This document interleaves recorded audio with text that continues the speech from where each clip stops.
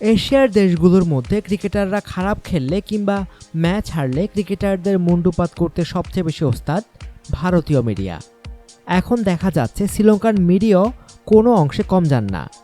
বাংলাদেশের কাছে টেস্ট হারের ধারাবাহিকতায় প্রথম ওয়ানডেতে হার কোনো মতেই মেনে নিতে পারছেন না তারা।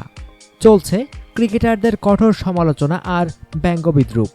কয়েকদিন আগে দক্ষিণ আফ্রিকায় গিয়ে টানা হারের পরও এত সমালোচনা হয়নি যতটা হচ্ছে বাংলাদেশের কাছে হারের পর। বাংলাদেশকে তারা এখনও শক্তিশালী হিসাবে ভাবতে নারাজ। অবশ্য মেনে নিতে একটু কষ্ট হওয়ারই কথা। সেই 2015 সাল থেকে বদলে যাওয়া বাংলাদেশের সঙ্গে তো পরিচয় হয়নি শ্রীলঙ্কার।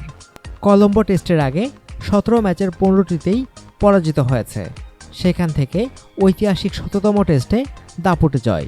শনিবারের ম্যাচের আগে 38 ওয়ানডেতে মাত্র 4টিতে জয় পেয়েছে বাংলাদেশ।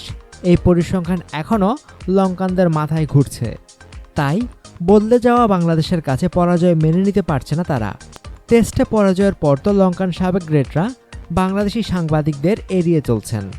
টেস্ট হারের পর ওয়ানডে সিরিজ শুরুর আগের দিন শ্রীলঙ্কার জনপ্রিয় দৈনিক দ্য আইল্যান্ডের একটি নিউজ নিয়ে তোলপাড় শুরু হয় সোশ্যাল সাইটে। তারা শিরোনাম করেছিল লায়ন্স টু প্লে উইদাউট ডিক, যা বাংলায় অনুবাদ না করাই ভালো। যে শিরোনামটি সোশ্যাল মিডিয়ায় হাস্যরসের জন্ম দেয়। শিরোনামেই স্পষ্ট, সংবাদের বিবরণীতে ক্রিকেট দলকে কী পরিমাণ ধুয়ে দেওয়া হয়েছে।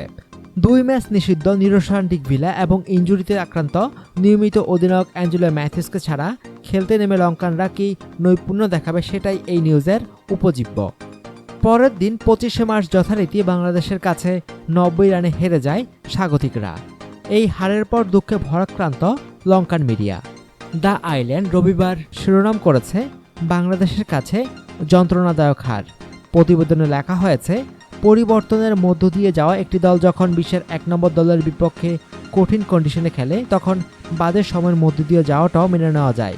কিন্তু নবীনতম টেস্ট খেলুড়ে দেশ বাংলাদেশের বিপক্ষে এই হার মেনে নেওয়া সত্যিই কঠিন।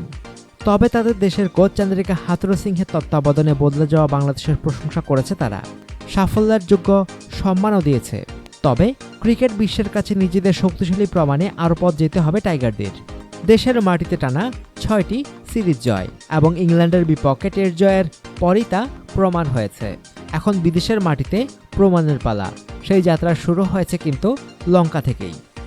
অনুগ্রহপূর্বক সংবাদটি শেয়ার করুন এবং খেলাধুলার সর্বশেষ খবর জানতে স্পোর্টস লাইট সাবস্ক্রাইব করে রাখুন। ধন্যবাদ।